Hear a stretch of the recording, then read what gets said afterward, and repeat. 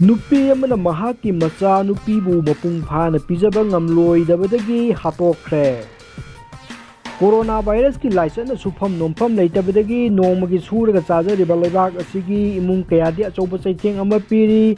Uttar Pradesh ta sel thumgi awaba nanglabi nupi amana mahaki chahi 3 khakta ngairibi machanupibu mapuk thanna pijaba ngamdadana chara helagani khanbadagi hatokhre.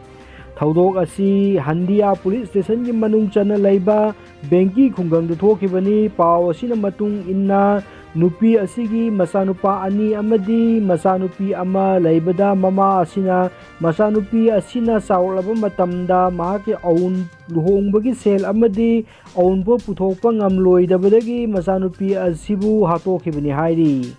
Mahaki mapuroiba adu labor oibata natana accident tawbadagi mahaki thabak suba ngamdabadagi imung adu kham thengna wakhibani hairi. Madugi matung nupi asi imung asibu yamna wana purakhibani hairi. Report asina makha tari. Usha Devi Kaubi macha ahumgi mama oiribi asi police na mihatpagi maralda phajinkhre hairi.